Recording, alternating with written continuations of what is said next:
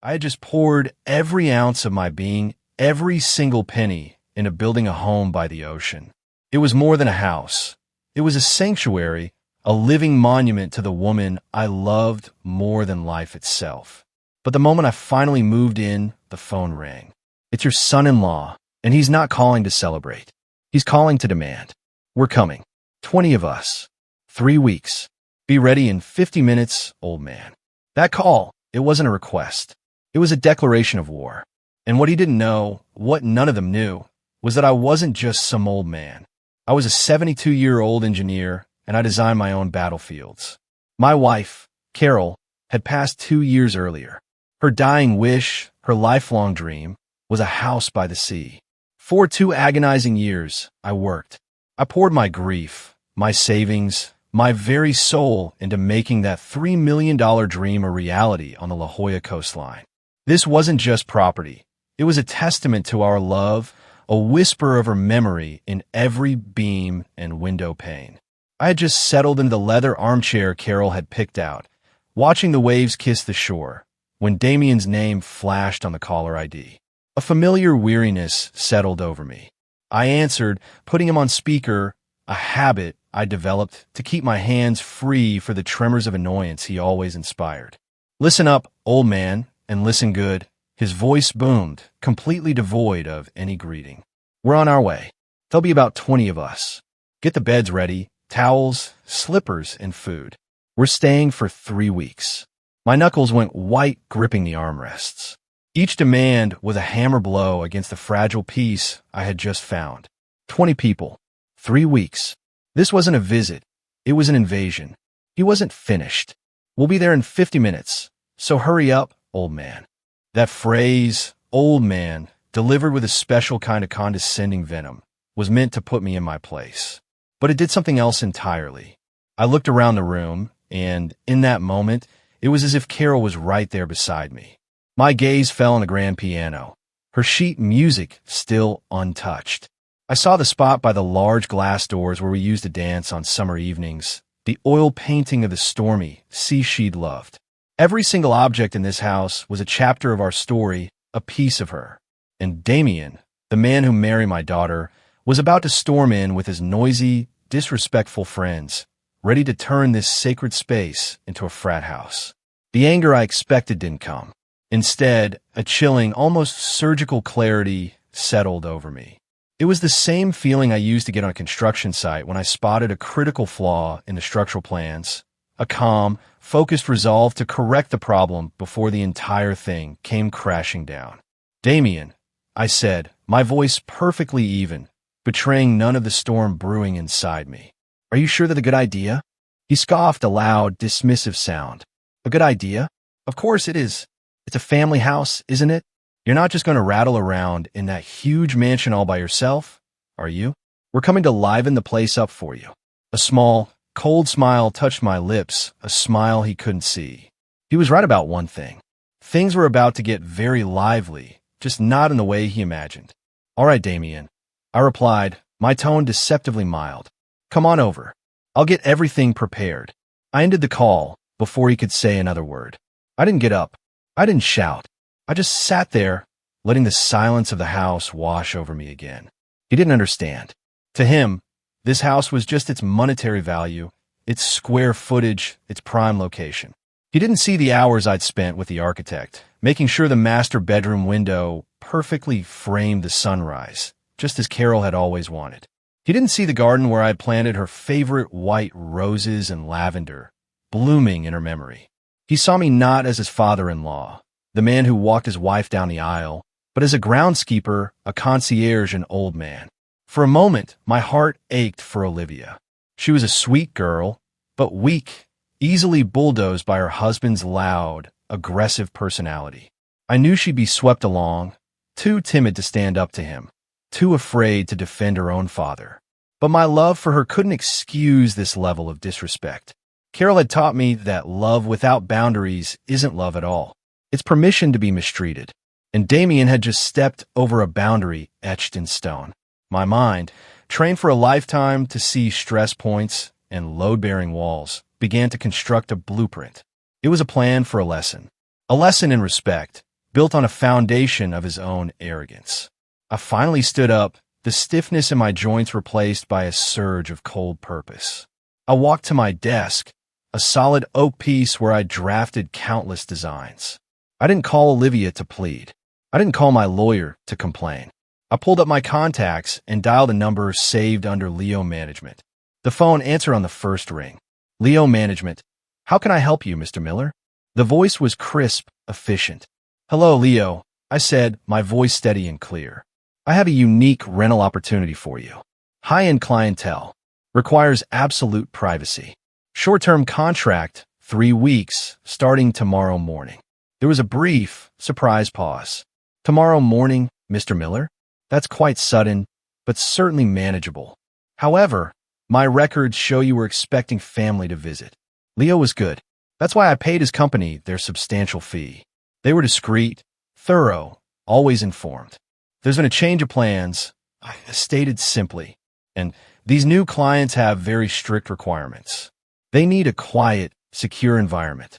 I want professional security arranged for the property around the clock. And no one, absolutely no one who is not on the rental contract is to be allowed on the premises. That includes my relatives.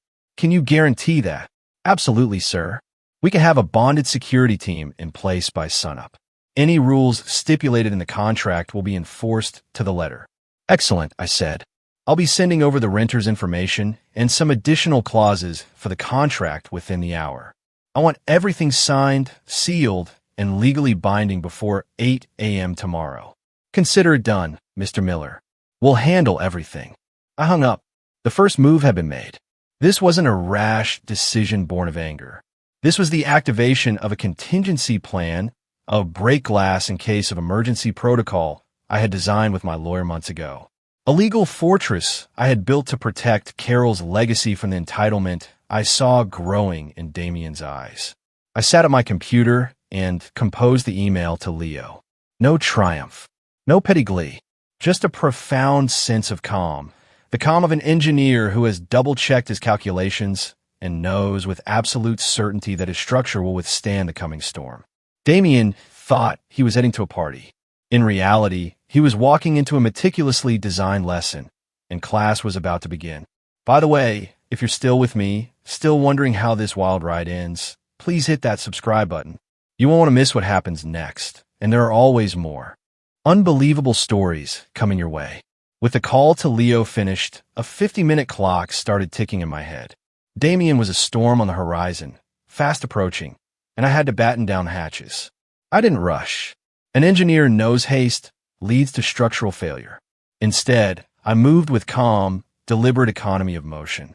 A man with a blueprint and a deadline. My first stop was the living room mantelpiece, the heart of our home.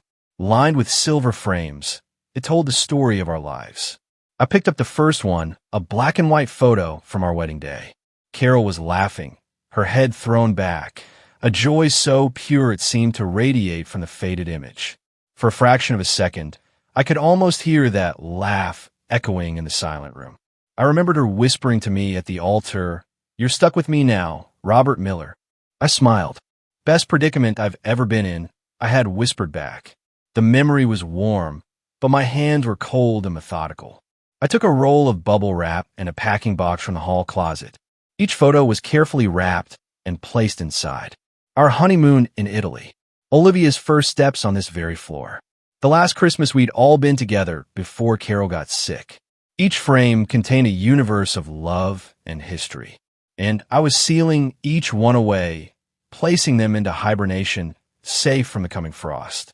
Next, I moved to her piano. A beautiful baby grand, a gift I'd given her on our 20th anniversary. Her fingers had danced across these ivory keys for years, filling the house with music that was sometimes joyful, sometimes melancholic, but always full of life. I ran my hand over the smooth, polished wood, almost feeling the phantom vibrations of the last piece she ever played. A simple, haunting melody by Debussy. She had been weak, but her touch on the keys was as certain as ever. She was saying goodbye. I gently lowered the fallboard, locking it, and draped a thick, plain canvas dust cover over the entire instrument. It looked stark now, a shrouded ghost, its voice silenced, its spirit hidden. From there, I went to the built-in bookshelves that flanked the fireplace, filled with our shared library. I didn't pack every book. That would be impractical. My mission wasn't to empty the house. It was to remove its soul. I scanned the shelves, my eyes finding the worn spines of our favorites. I pulled out a collection of Robert Frost poems. Tucked inside the front cover was a note written in Carol's elegant script. My dearest Robert, thank you for taking the road less traveled by. It has made all the difference. All my love, see. I closed the book, the ache in my chest a familiar friend. I packed that book and a dozen others like it. The ones with inscriptions, the ones we read aloud on rainy nights. In their place, I left generic hardcovers, the kind people buy for decoration. The shelves still looked full, but now they were just furniture. With 3 boxes now filled with the most potent pieces of our life, I carried them one by one down to the basement. At the far end, behind a plain wooden door, was my sanctum sanctorum. I punched a 7-digit code into a keypad, and heavy deadbolts retracted with a satisfying clunk. I pulled open the thick, insulated steel door. This was my vault. I designed and built it myself. I remembered the conversation with Carol vividly. It's beautiful, Robert, but it's so close to the water, she'd said, a flicker of worry in her eyes. What about storms? Floods? All our pictures, my mother's jewelry, everything could be washed away. She was right. An engineer deals in probabilities, and living on the coast meant the probability of a major storm was never zero. So, I over-engineered a solution, a 10 by 10 foot room with reinforced concrete walls, dedicated climate control, and a door that could withstand a Category 5 hurricane. It's a storm cellar for our hearts, she had called it, her eyes shining with relief and love. The irony wasn't lost on me now. I had built this vault to protect our memories from a storm of wind and water. Now, I was using it to protect them from a storm of arrogance and disrespect. A storm that was, in a way, family. I placed the boxes neatly on a metal shelf, next to Carol's jewelry box and a few other heirlooms. I took one last look and closed the heavy door, the deadbolt sliding home with a sound of finality. Carol was safe. My work wasn't done. I went upstairs to the master bedroom. I stripped our bed of the beautiful quilt Carol had spent a year making. In its place, I put a plain, thin white comforter. I did the same for the guest rooms, replacing the warm, welcoming bedding with sterile, hotel-grade linens. I went into the bathrooms, removing the plush, color-coordinated towels and the lavender-scented soaps Carol loved. I replaced them with stacks of cheap, scratchy white towels and generic bars of soap still in their paper wrappers. I worked without stopping, my actions precise and efficient. The house was being transformed. It was being neutralized. The warmth was being systematically extracted, leaving behind a clean, functional, but utterly cold shell. It was becoming a house, but it was no longer a home. I finished my work. The clock showed 48 minutes had passed. I looked around. The photos were gone. The piano was shrouded. The warmth had been locked away in the basement. The stage was set. It was a perfect imitation of a luxury rental property, devoid of personality or history. A beautiful body without a soul. Just then I heard it, the low rumble of multiple engines turning onto my long gravel driveway. They were here. The storm had arrived, and I, the engineer, stood calmly in the quiet eye of my own creation, perfectly prepared. My work inside the house was far from over, but the preparation was complete. Before Damien's arrival, there was one more critical piece of the plan to confirm. At precisely 3 o'clock, a sleek, dark sedan pulled into my driveway. Evelyn Reed stepped out, my lawyer for the past 15 years, with sharp, intelligent eyes and a no-nonsense demeanor. I had called her right after my conversation with Leo. She didn't come to offer condolences or small talk. She came to review the final details of the war I was about to wage. I led her into my study, where a thick binder of documents was already laid out. She gave me a knowing look, a mixture of professional sympathy and steely resolve. Robert, she began, calm and measured. Are you certain you want to proceed with this? Once we set this in motion, there's no turning back. I met her gaze without flinching. He called me old man, Evelyn, and he's bringing an army to desecrate my wife's home. There is nothing left to consider. Evelyn nodded, her expression shifting from concern to pure business. She sat down opposite me and opened the binder. Very well, she said. Let's review the structure one last time, just to ensure there are no vulnerabilities. She pointed to the first page, the Carroll Miller Family Trust. As we established 2 years ago, she continued, her voice taking on the precise cadence of a legal expert, this $3 million property is not owned by you. Robert Miller, the individual, is owned by this trust. You're the sole trustee. This is the most important legal fact in our arsenal. I nodded. It had been my idea, a way to protect the house from unforeseen liabilities. But Evelyn had crafted it into an ironclad fortress. As the trustee, she went on, you have what is called a fiduciary duty. Your legal obligation is to act in the best interest of the trust's assets. That means protecting their value and, where appropriate, making them profitable. Hosting a 3-week non-paying party for 30 people who are likely to cause damage is a clear violation of that fiduciary duty. You would be, in legal terms, mismanaging the trust's primary asset. She paused, letting the weight of her words sink in. Conversely, she added, renting the property to a vetted, high-paying client for $120,000 is a perfect example of fulfilling your fiduciary duty. Any court in the country would see this as a responsible, prudent decision by a trustee. The legal justification was perfect. I wasn't just kicking my son-in-law out. I was fulfilling my legal obligation. It was impersonal, professional, unassailable. Turn to the page in the binder about occupancy rights. I asked, though I already knew the answer. I just needed to hear it again, to feel the solid ground of my plan beneath my feet. Evelyn's lips curved into a faint, satisfied smile.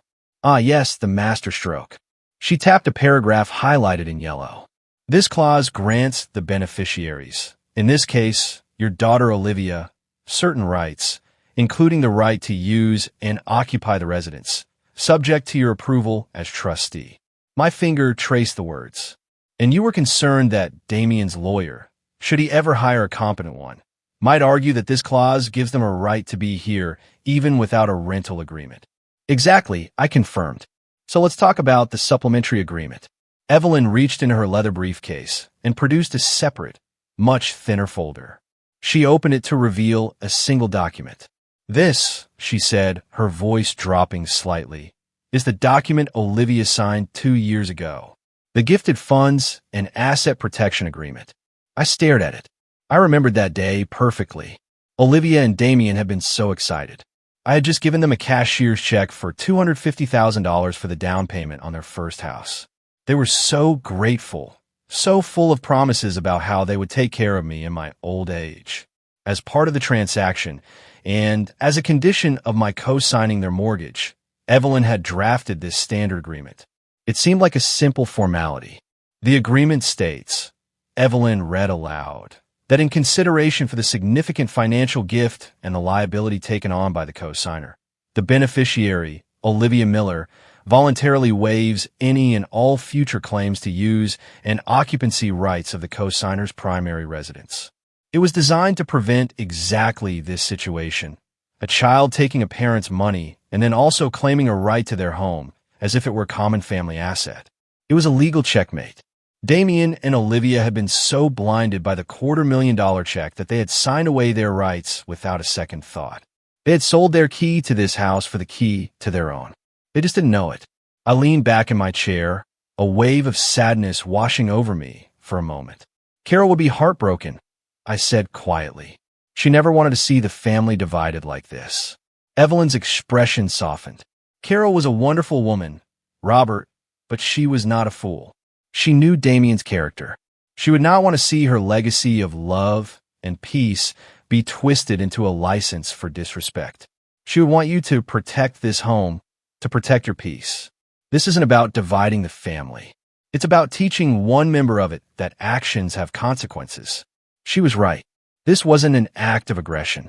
It was an act of preservation. I was defending the border of my life, a border Carol and I had built together. Evelyn closed the folders. I have certified copies of everything. The trust documents, the signed waiver, and a draft of the cease and desist letter. I will be on standby. Just give me the word, and I will be here within 30 minutes. I stood up and shook her hand. Thank you, Evelyn, for everything. She gave my hand a firm squeeze. Protect yourself, Robert. As I watched her car pull away, I felt a sense of grim finality. The legal trap was set. Every spring was coiled, every gear in place. All that was left was for the mouse to take the bait. Just as I was about to put my phone away, it buzzed in my hand. It was Olivia. My heart gave a small, painful lurch. A part of me, the father in me, had been hoping she would call, that she would have the strength and decency to apologize for her husband's behavior. This was her chance, a final off-ramp before the collision I had so carefully engineered. I took a deep breath and answered, keeping my voice neutral. Hello, Olivia. There was a cacophony of loud voices and music on her end. I could hear Damien shouting something. Dad, hi. Her voice was strained, artificially bright. We're almost there. Can you believe it? Traffic was crazy, but we're just about 10 minutes out. Isn't this exciting? Exciting was not the word I would have chosen. Invasive, presumptuous, disrespectful, all of those came to mind. I'm aware of your estimated time of arrival. Olivia, I said calmly. A brief, awkward silence. Oh, okay. Well, I just wanted to, call ahead. She was fumbling for words. She felt guilty. Good. Guilt was the seed of conscience. The question was whether she would allow it to grow. Listen, Dad, she continued, her voice dropping to a near whisper, as if she didn't want Damien to overhear. I'm sorry about Damien. He gets a little over the top when he's excited. He's just really looking forward to this trip, to showing his friends the new house. She was making excuses for him, as she always did, smoothing things over, avoiding conflict, pretending his arrogance was just boyish enthusiasm. I remembered when she was 12. A boy in her class had been bullying a smaller kid, and Olivia, all 4'10" of her, had stepped right in between them, telling the bully to back off. She had a spine back then. I wondered what had happened to it. I suspected it had been slowly eroded by years of placating a man like Damien. It's not about excitement, Olivia, I said, my voice soft but firm. It's about respect. This is my home. It is your mother's home. I let the words hang. I had given her an opening, a chance to agree, to say, I know, Dad, and I'll talk to him. It was a lifeline I was extending across a growing chasm. She didn't take it. Instead, I heard her sigh, a sound of pure exasperation, as if I were the one being difficult. Dad, please don't start. Can we just have a nice vacation? It's only for a few weeks. It's not a big deal. We just want to spend some time with you in the new house. The lie was so blatant, so transparent, it was almost insulting. They didn't want to spend time with me. They wanted to use my house as a backdrop for their party. They wanted the status that came with it. I was just the inconvenient innkeeper they had to tolerate for free lodging. Olivia, I said, and this time my voice had a touch of steel in it. This house has rules. They are my rules. They are rules of respect for the memory of your mother. Do you and Damien understand that? I was giving her one last chance to see the precipice she was walking towards, to understand this was not a negotiation. She didn't get it, or perhaps she didn't want to. Avoiding conflict with her husband was more important to her than respecting her father. Oh my God, Dad, fine. Rules. Whatever. We'll be on our best behavior. Okay. Gosh, I have to go. Damien is calling me. We're pulling up now. See you in a minute. And with that, she hung up. She didn't say, I love you. She didn't say, I understand. She said, whatever. That one word was the sound of a door slamming shut. It was the sound of her making her choice. And it wasn't me. I placed the phone down. The tiny flicker of hope I hadn't even realized was there extinguished. I felt a strange sense of peace. The sadness was still there, a dull ache for the strong little girl my daughter used to be. But the guilt, the hesitation was gone. I had given her a warning. I had offered her a way out. She had not only ignored it, she had dismissed it with a flippant, disrespectful whatever. She had made her bed. Now all that was left was for her and her husband to lie in it. And I, the old man, the engineer, had designed that bed with meticulous, unforgiving precision. The doorbell rang, a sharp, demanding chime that echoed through the now silent house. The storm had made landfall. I stood in the foyer as the doorbell chimed again. This time, a long, impatient press. Before I could even move, the front door swung open with a force that made it bang against the interior wall, leaving a small, crescent-shaped dent in the plaster. There stood Damien, silhouetted against the bright afternoon sun. He wasn't holding a suitcase. He was holding a large red cooler. He grinned, a wide, predatory smile that didn't reach his eyes. "All right, old man. The party's here," he boomed, his voice echoing in the high-ceilinged space. He strode in without wiping his feet, clapping me hard on the shoulder as he passed, a gesture less friendly and more of a claim of ownership. "Hope you're ready for us. Where's the best place to set up the bar?" Behind him, a tidal wave of bodies began to pour into my home. It wasn't 20 people. My quick practice engineers, I did a rough head count. It was closer to 30. A chaotic mix of young men and women, all loud, all laughing, all carrying bags and cases of beer, as if they were arriving at a rented beach house for spring break. The delicate coastal quiet I cherished was shattered instantly, replaced by a cacophony of shouting, whooping, and the thumping bass of a portable speaker someone immediately placed on my handcrafted entryway table. One of the men, wearing a backwards baseball cap, let out a low whistle. "Damn, Damien," he shouted over the noise. "You weren't kidding. Your father-in-law is loaded. This place is sick." Damien just laughed, a proud, possessive sound. "Told you, man. Welcome to my summer home." "My summer home?" The words hung in the air, a thick, greasy slick of entitlement. I didn't say a word. I simply stood there, a statue of calm in the swirling river of chaos. I watched as they dropped their duffel bags unceremoniously on the polished hardwood floors, the zippers scratching the surface I had so carefully maintained. One young woman immediately flopped onto the white linen sofa, propping her sandy flip-flops up on the custom-made coffee table. Another group made a beeline for the kitchen, yanking open the refrigerator without a moment's hesitation. "Score! He's got beer!" someone yelled, followed by the hiss of multiple cans being cracked open. They were not guests.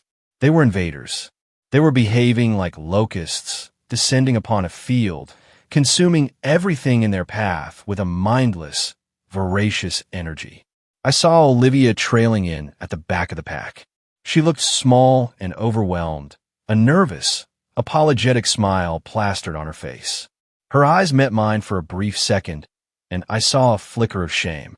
"Dad," she started, but her voice was drowned out by Damien bellowing from the living room. "Live, babe. Come check out this view." She gave me a helpless shrug and scurried away to join her husband, a ghost trailing in the wake of a hurricane. Her apology, unspoken and unfinished, evaporated into the noisy air. I wasn't angry at her. I was disappointed. She was a willing participant in the desecration of her own childhood memories. My role in all of this was simply to be an observer.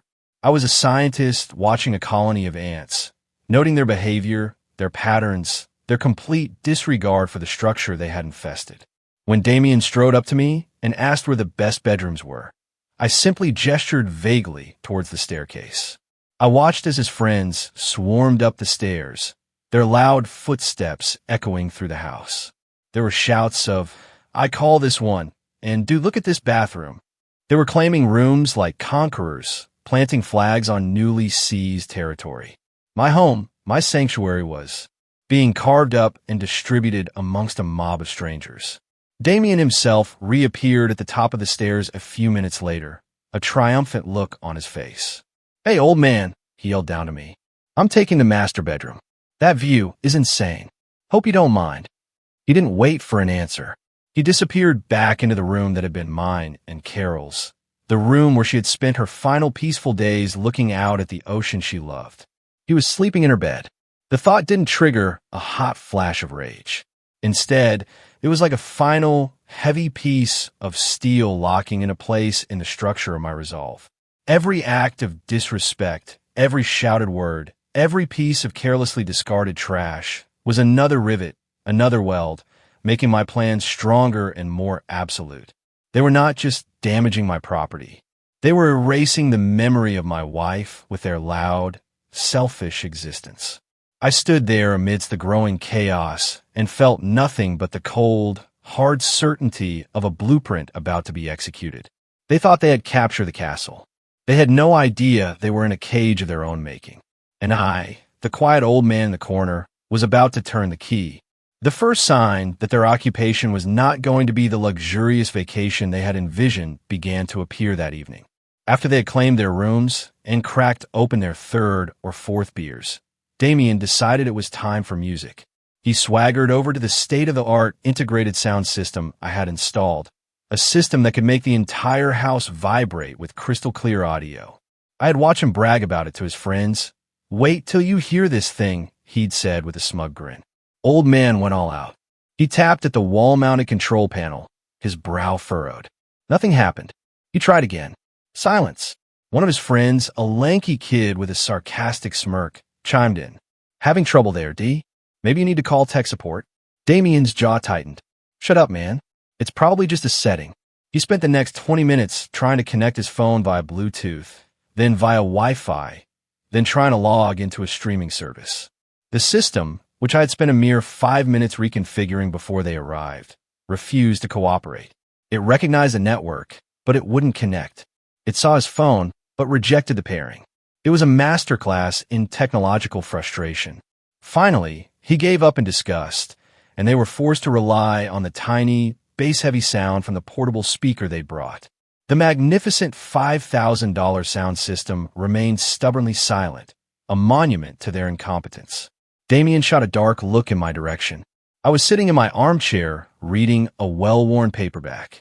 I simply looked up, gave him a helpless shrug, and said, "Oh, that newfangled thing. I never can get it to work right. Too many buttons for an old man like me." The next challenge was the Wi-Fi. In an age of constant connectivity, a slow internet connection is a form of torture. I had logged into the main router's administrative panel and throttled the bandwidth down to a crawl. It wasn't off.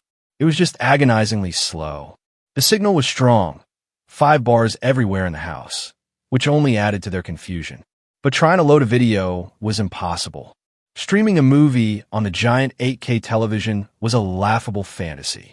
Even scrolling through social media was a buffering nightmare.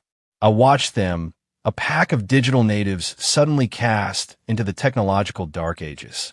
Their faces illuminated by the pale, frustrated glow of their phone screens. They were like children who had been given a complex toy with no instructions and dead batteries. The beautiful house was their prison, a gilded cage with terrible reception. The grumbling grew louder that night. The house had 6 full bathrooms, and the line for showers was long, but it moved faster than expected for a simple reason. I had walked down to the basement earlier and turned the thermostat on a massive 80-gallon water heater down to its lowest setting. It wasn't cold, but it was lukewarm, and after the first 4 or 5 showers, it became decidedly cool. I heard yelps of surprise and frustration echoing from the upstairs bathrooms. "Dude, is there any hot water in this place?" someone yelled. Damien, who had been trying to untangle an HDMI cable to connect a video game console to the stubbornly uncooperative smart TV, threw his hands up. "How should I know? Maybe the old man is trying to save a few bucks on his gas bill." The morning brought a fresh wave of misery for the hungover horde. Hangovers craved 2 things, coffee and grease. I had ensured both were difficult to obtain. The gourmet Italian espresso machine, a beautiful chrome beast that could produce a perfect cappuccino, was flashing a small, insistent red light. The display read, "Descal cycle required." Without the proper cleaning solution, which I had conveniently hidden, the machine refused to do anything. I had, however, left out a small, cheap drip coffee maker and a can of generic coffee. The disappointment on their faces as they sipped the bitter, watery brew was a small, quiet victory. The high-tech induction stove in the kitchen was similarly uncooperative, its touch controls refusing to respond to their greasy fingers. Through all of this, I remained a placid, unbothered island of tranquility. While they struggled with the coffee machine, I was on the patio, drinking a simple cup of tea I had brewed on a small hot plate. While they cursed at the buffering symbols on their phones, I was reading my book, turning the physical pages with a quiet rustle. My analog piece was a stark, deliberate contrast to their digital hell. Every time one of them approached me with a new complaint, I would offer a look of grandfatherly confusion and some useless advice. The Wi-Fi? Oh dear, did you try turning it off and on again? I'd say, the stove? Sometimes you have to have just the right pan on it. It's very particular. My feigned helplessness was my shield and my sword. I was the ghost in the machine, the subtle saboteur whose work was invisible, but whose effects were maddeningly present. Damien's frustration was a pressure cooker, and I was just gently turning up the heat. He was the host of this grand party, but he couldn't provide any of the promised luxuries. His friends had started to tease him, their jokes laced with a growing edge of genuine annoyance. "Some palace you got us, D," one of them said, gnawing on a piece of burnt toast. I had better Wi-Fi in my dorm. Damien's face flushed a dark, angry red. His ego, the most fragile thing about him, was taking a beating. The house was supposed to be his trophy, a symbol of his power and influence. Instead, it was making him look like a fool. He stood up, his chair scraping loudly. He needed to reassert his dominance. He needed to find something, anything in this cursed house that he could control. And as he began to storm through the living room, his angry eyes scanning for a new target, I knew that the final, critical mistake was not far away.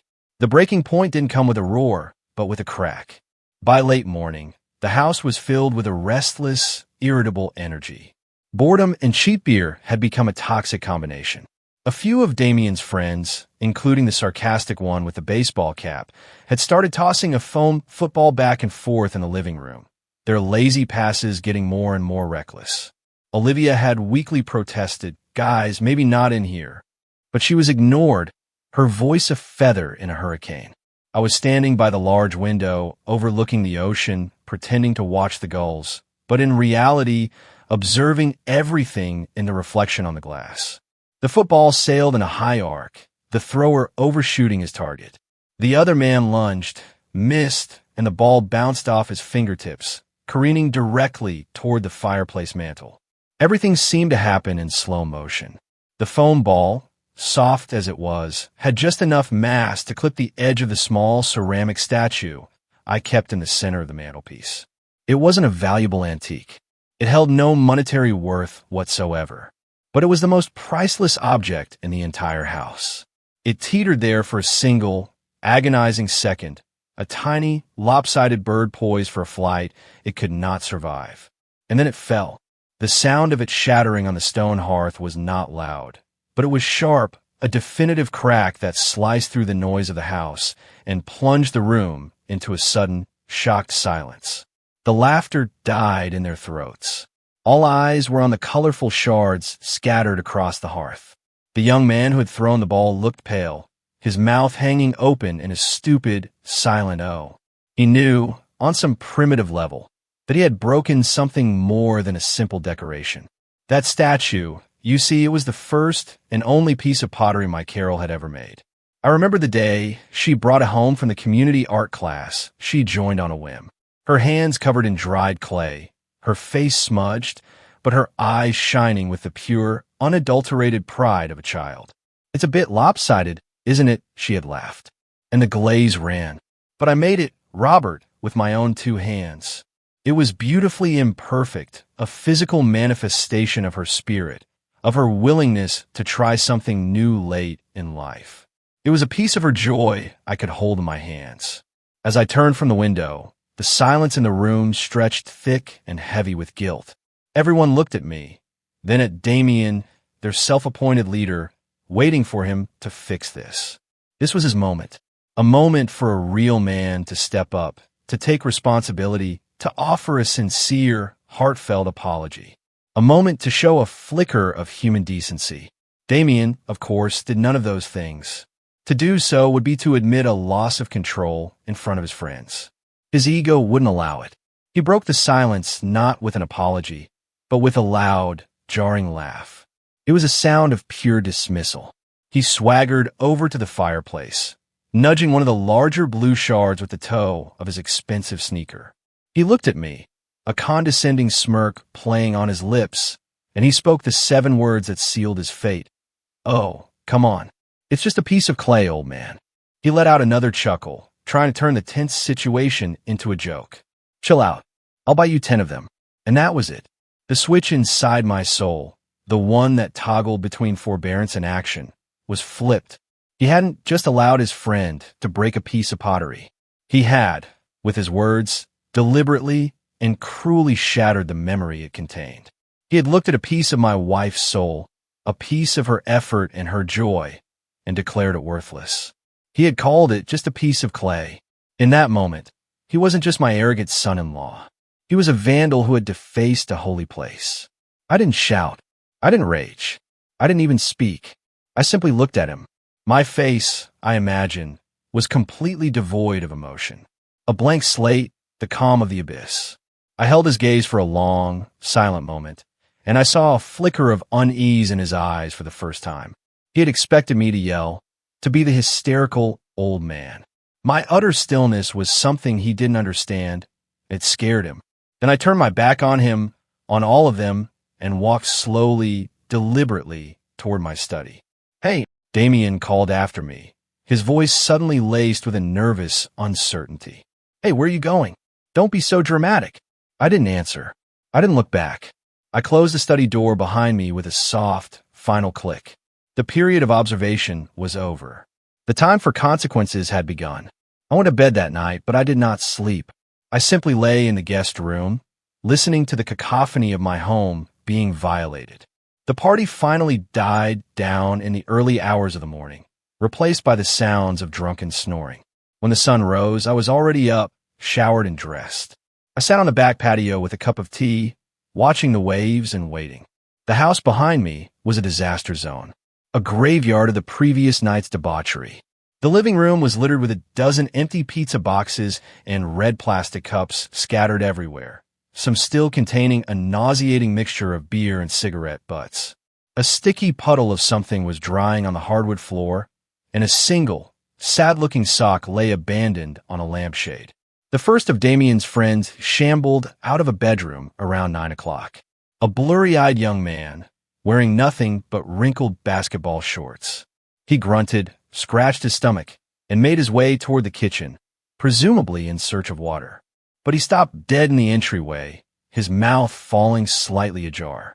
He blinked several times, as if trying to clear a particularly stubborn, hangover-induced fog from his brain. Standing serenely in the middle of the chaotic living room were 4 people who did not belong: a man, a woman, and 2 children, all impeccably dressed. The man, Mr. Tanaka, wore crisp linen trousers and a perfectly ironed white shirt. His wife wore an elegant, flowing sundress, and their 2 children stood quietly by their side, looking as if they had just stepped out of a high-end clothing catalog. Next to them stood Leo, my property manager, in a sharp navy suit, holding a leather-bound portfolio. It was as if a page from a minimalist design magazine had been dropped into the middle of a landfill. The contrast was so extreme, so jarring, it felt completely surreal. The Tanaka family surveyed the scene of destruction, not with disgust or anger, but with a look of calm, detached neutrality. Mr. Tanaka's eyes swept over the mountains of trash, his expression unreadable. Mrs. Tanaka noticed Damien's bewildered friend staring at them. She offered him a small, polite smile and a slight, graceful bow of her head. The gesture was so out of place in the squalor of the room that it seemed to break the young man's brain. He just stared, unable to process what was happening. Slowly, more of the hungover horde began to emerge, drawn by the unusual quiet. Each one had the same reaction. They would appear, see the mess, see the silent, elegant family standing in the middle of it, and just stop, utterly confused. The usual morning grumbling was replaced by hushed, frantic whispers. Who the hell are they? Is this like the old man's family? Why are they dressed like that? The atmosphere in the room grew thick with unspoken questions and a bizarre, silent tension. The partygoers who had acted with such boisterous ownership just hours before now seemed like what they were, unwelcome intruders. They huddled together in small, confused groups, their bravado completely gone. The Tanakas, meanwhile, paid them almost no mind. Guided by Leo, They began a slow, deliberate tour of the main floor. They spoke to each other in quiet, fluent Japanese, their voices a soft murmur against the backdrop of stunned silence. Mr. Tanaka paused by the large windows, nodding in appreciation at the view. Mrs. Tanaka ran a delicate hand over the marble countertop, carefully avoiding a sticky patch of spilled soda. Their politeness was a weapon, so foreign to this environment that it was completely disarming. They weren't just guests. They were observers, assessors, and their very presence was a judgment on the chaos surrounding them. The strange standoff lasted for another 10 minutes before the king of this squalid castle finally made his appearance. Damien came down the stairs, yawning and stretching, a look of smug satisfaction on his face. He clearly expected to be greeted by the adoring cheers of his friends. Instead, he was met with a room full of tense, confused faces, all staring at the strangers by the kitchen. He followed their gaze, and his face instantly transformed from smugness to pure, aggressive rage. His eyes narrowed, and he stomped the rest of the way down the stairs, placing himself directly in the path of Leo and the Tanakas. He puffed out his chest, the picture of violated masculinity. The surreal quiet was about to be shattered. "Who the hell are you people?" he snarled, his voice a low, threatening growl. "And what are you doing in my father-in-law's house?" His friends, who had been huddled in confused groups, seemed to rally behind his aggression. He was their leader, reasserting his dominance. Mr. Tanaka did not flinch. His expression remained one of serene neutrality. Before I could speak, Leo took a deliberate step forward, placing himself between Damien and the Tanaka family. He moved with an unhurried, professional grace that made Damien's puffed-up posturing look childish. "Good morning, Mr. Carter," Leo said, his voice perfectly modulated, calm, and clear. "My name is Leo from Leo Management, and this is Mr. and Mrs. Tanaka and their children." He gestured gracefully toward the family. Damien scoffed, a harsh, ugly sound. "I don't care who you are. I asked what you're doing here. This is a private family vacation, so I suggest you take your little tour group and get out." Leo's expression did not change. He was the very picture of professional composure. "I'm afraid there's been a misunderstanding," he said smoothly. "This isn't a tour. Mr. and Mrs. Tanaka are the new short-term tenants of this property." The word tenants hung in the air, a grenade with the pin pulled. For a moment, Damien just stared, his brain struggling to process the information. Then he threw his head back and laughed aloud, forced sound, meant to show his friends he was in control. "Tenants? You're kidding me, right? Tenants? This is my family's house, you idiot. The old man invited us here himself." He jabbed a thumb in my direction. "So, take your fake paperwork and your fake family and get the hell out of here before I call the cops." Leo didn't even blink. He simply opened the leather portfolio he was holding. "The paperwork, I assure you, is very real, Mr. Carter," he said, his voice still infuriatingly calm. He produced a multi-page document with a formal cover sheet. "This is a legally binding rental agreement, signed and executed this morning. The Tanaka family has rented this property for a period of 3 weeks for an agreed-upon sum of $120,000. The number hit the room like a physical blow. $120,000. The whispers among Damien's friends started immediately. The entire dynamic shifted. This wasn't some silly misunderstanding anymore. It was serious. Damien's face went from red to a deep, mottled purple. The laughter was gone, replaced by a look of furious disbelief. He finally turned his full attention to me. "You," he spat, his voice trembling with rage. "You did this. You're trying to kick us out for them after you invited us." This was my cue. I had let Leo, the professional, lay the groundwork. Now it was time for me, the father-in-law, the engineer, to complete the demolition. I took a slow step forward, my calm a stark contrast to his explosive fury. "I'm not kicking you out, Damien," I said, my voice quiet, but carrying across the room. "Because you were never truly invited to stay. You invited yourselves. And more importantly, you made a critical error in your assumptions." He stared at me, his mouth opening and closing like a fish. "You see," I continued, You seem to be under the impression that this is my house." A wave of confusion washed over his face. "Of course it's your house. What kind of stupid game are you playing?" "It's no game," I said. "Legally, this property is not owned by me, Robert Miller, the individual. It is owned by a legal entity. It is the primary asset of the Carroll Miller Family Trust." The words, formal and clinical, were like a foreign language to him. Fiduciary duty, trustee, asset. It was a battlefield he didn't know how to fight on. "Your mother's trust?" Olivia whispered from the side of the room, her face pale. "Yes," I said, looking at my daughter for the first time.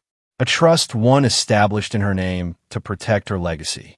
And as the sole trustee, I have a fiduciary duty, a legal obligation, to protect the assets of that trust, to manage them responsibly." I let my gaze drift over the trashed living room, the empty beer cans, the discarded pizza boxes. Hosting a 3-week party for 30 people, free of charge, with a high potential for property damage, is not responsible management, Damien. It is, in fact, legally negligent. I then looked toward the composed figures of the Tanaka family. Leasing the property for $120,000, however, is a very prudent and responsible act of management. It is my duty. The ground had completely vanished from under Damien's feet. He was a bull who had charged only to find himself in the middle of a deep, endless ocean. His usual tactics, bullying, shouting, physical intimidation, were useless against the cold, hard logic of the law. He sputtered, searching for a handhold. "This is insane. You can't do this. This is a family matter." He finally fell back on his last resort. He turned to his wife, his voice a desperate plea. "Olivia, tell him. Tell your father he's gone crazy. He can't throw his own daughter out on the street." The power in the room didn't just shift. It shattered and reformed in an instant. Damien, the conquering hero, was now a sputtering, cornered child, pleading for his wife to fight a battle he had already lost. Everyone in the room, his friends, the Tanakas, Leo, all turned to look at my pale, trembling daughter. The choice was now hers. All eyes in the room fell upon my daughter.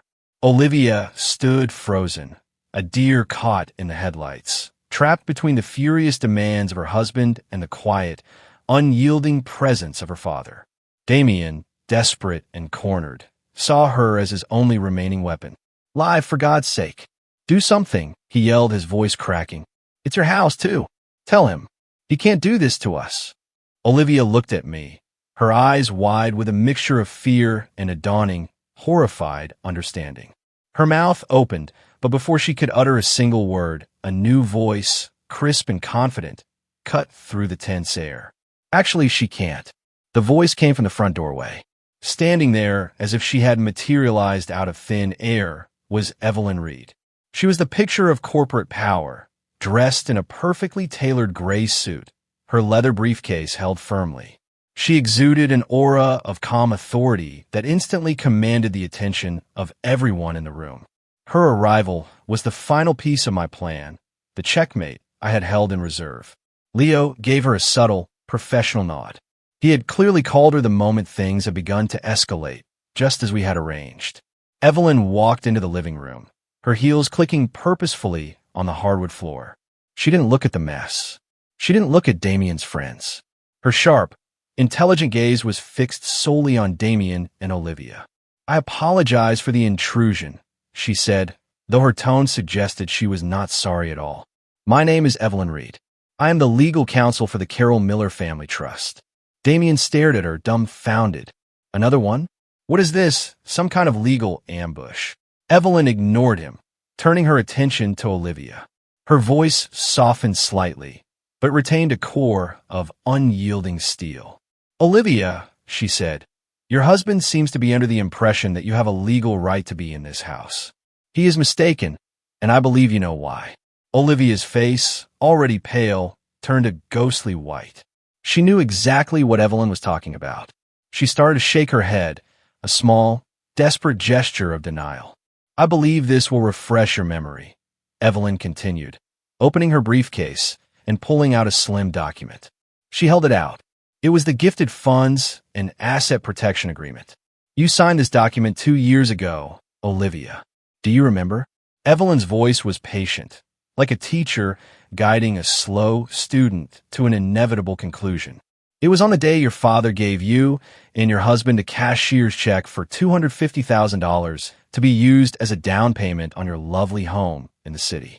She let the number hang in the air. $250,000. I saw some of Damien's friends exchange wide-eyed glances. The scale of my generosity and their subsequent greed was being laid bare for all to see. This document, Evelyn went on, her voice becoming sharper, more clinical, was a standard and very sensible condition of that financial gift. Your father not only gave you that substantial sum, but he also co-signed on your mortgage, taking on significant financial liability for your debt. She looked directly at Damien, her eyes now cold.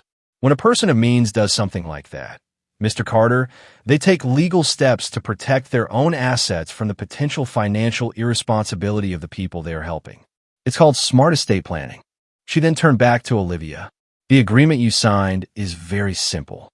In it, you acknowledge the receipt of the $250,000, and in consideration for that gift, you willingly and with full legal understanding waived any and all future claims to what is legally termed use and occupancy rights of your father's primary residence, which is the property owned by the trust. In layman's terms, Olivia, you sold your right to be here. You sold it for $250,000. It was a knockout blow, delivered with surgical precision. The room was utterly silent, save for the sound of the ocean waves outside. The truth, in all its brutal, contractual glory, had been revealed. The plan wasn't a spontaneous act of revenge. It was a long-term, carefully constructed consequence. Damien and Olivia's own greed, their eagerness to take my money without reading the fine print, had been the ink that signed their own eviction notice. Damien looked at Olivia, his face a mask of utter betrayal. You signed this. You signed this without telling me, he whispered, his voice thick with disbelief. Olivia just stood there, tears welling in her eyes, unable to speak. The foundation of their parasitic partnership had just crumbled into dust. They had been so eager to cash the check, so blinded by the big number, that they had willingly walked into a trap of their own making. I had given them the rope, and they had fashioned their own noose. Evelyn Reed closed her briefcase with a soft, final snap. The sound echoed in the silent room like a judge's gavel. The case was closed. The silence that followed Evelyn Reed's final, devastating sentence was heavier than any I had ever experienced in this house. It was a silence filled with the wreckage of lies and the stark, cold reality of a perfectly executed plan. Damien stood as if he'd been turned to stone, his face a grotesque mask of shock and rage. His friends, the boisterous, arrogant pack, now looked like nervous strangers, their eyes darting between Damien, Evelyn, and the door, clearly calculating the fastest route of escape. Olivia had collapsed into a nearby armchair, her body racked with silent, choked sobs. She stared at the document in Evelyn's hand as if it were a venomous snake. Just as Evelyn finished her sentence, as if on a silent, predetermined cue, two large men in simple dark suits stepped through the open front door. They were not police officers, and they weren't thuggish-looking bouncers. They moved with the quiet, imposing confidence of corporate security, the kind of men who protect executives and assets, not break up bar fights. Their presence was a calm, physical manifestation of the new reality. Leo, ever the professional, stepped forward. "Mr. Carter," he said, his voice leaving no room for argument. "This is our security detail. They are here to ensure a smooth and orderly transition for our new tenants. They will now escort you and your guests while you gather your belongings." This was the final indignity, the last and most humiliating blow. Damien, a man whose entire identity was built on bluster and dominance, was now to be supervised like a naughty schoolboy. He finally snapped out of his stupor, his face contorted in a last, desperate burst of fury. "Escort me? You're not escorting me anywhere," he roared, taking a step toward Leo. But one of the security men moved with surprising speed, placing himself effortlessly between them. He didn't touch Damien. He didn't have to. He was a wall of calm, immovable muscle. "Sir," the The guard said, his voice deep and completely devoid of emotion. "We need you to gather your things now. Please do not make this difficult." His politeness was more intimidating than any threat. It communicated that Damien was no longer a factor to be negotiated with. He was simply a task to be completed. His rage was a fire hose directed at a granite wall. It had no effect. He looked around at his friends, his eyes pleading for backup for someone to join his rebellion. He found no allies. They were already scurrying toward the rooms they had claimed, hastily grabbing their bags, their faces a mixture of fear and embarrassment. They avoided his gaze, their loyalty as shallow as their respect. They were rats, and the ship was not only sinking, it was already at the bottom of the ocean. As the supervised pack-up began, a walk of shame conducted in near silence. My attention turned to Olivia. The chaos of her husband's eviction was just background noise to the quiet, complete collapse happening in the armchair. The architecture of her denial had crumbled to dust, and she was left staring at the wreckage of her own choices. Her tears weren't for the lost vacation or the humiliation. They were tears of profound, soul-crushing realization. I could see it in her eyes as she looked from the signed waiver to her husband, being calmly herded out of the house like livestock, and finally to me. She was seeing the entire timeline in a flash. The $250,000 check she had so eagerly accepted, the legal document she had so carelessly signed, the countless times she had enabled Damien's disrespect, the final, dismissive whatever on the phone. She saw that this wasn't a punishment her father had inflicted upon her. This was a consequence she had earned. She finally looked at me, her face streaked with tears, her voice a broken whisper. "I'm so sorry, Dad," she breathed, barely audible. I didn't see." I sat down in the chair opposite her, not to console her, but to finally speak the truth. "This was never about the house, Olivia," I said, my voice gentle but firm. "This house is just wood and glass and stone. This was about respect, for me and for the memory of your mother. A memory your husband, and by extension, you, treated like it was worthless." She flinched, but she didn't argue. She knew it was true. "I love you, Olivia," I continued. "You are my daughter. But love does not grant you a key to someone's soul. Respect is the price of entry. It is the rent you pay for the space you occupy in another person's life.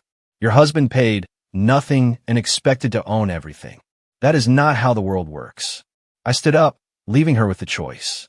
"My door is always open to you, my daughter," I said, my voice softening. "But you must be the one to walk through it alone. And you must bring with you the respect that you left behind." I then walked away, leaving her to sit with the weight of her future, a future she would now have to build for herself. Later that evening, the house was clean and quiet again. Leo's efficiency was remarkable. The wreckage of the party was gone, leaving no trace. I was on the back patio, the same spot where my ordeal had begun, watching the setting sun paint the sky in hues of orange and purple. The storm had passed. I felt a presence beside me and turned to see Mr. Tanaka, who had quietly joined me. We stood in a comfortable silence for a few moments. Two men from different worlds, watching the day end. "It is a beautiful home," he said finally, his voice full of a quiet sincerity. "Your wife. She must have been a woman of great spirit." I looked at the horizon, a small, genuine smile touching my lips for the first time that day. "She was the best," I said. "Everything I did today was to protect what she built here. Not the walls, but the feeling." Mr. Tanaka nodded, a look of deep understanding in his eyes. "A house of wood and stone is a simple thing," he said wisely. "But a home built from respect and memory, that is the true engineering." He was right. And as the last sliver of the sun disappeared below the ocean, I felt a profound sense of peace settle over me. The chaos was gone. The disrespect had been answered. My wife's legacy was safe. Order built not with anger, but with foresight, and a father's fierce, quiet love had finally been restored. For years, I believed that maintaining family peace required me to tolerate disrespect in silence. This ordeal taught me a powerful lesson. True peace is not the absence of conflict, but the presence of clear, unshakable boundaries. An engineer's greatest design isn't a structure of steel and concrete, but a life built on a foundation of self-respect. I didn't act out of vengeance, but from a quiet duty to protect the legacy my wife and I built together. And I learned that sometimes the most loving thing a father can do is to teach a difficult lesson in consequences. I'm curious, what would you have done in my place? Have you ever had to draw a line in the sand with family, even when it felt impossible? Tell me what you think in the comments below. I really want to know.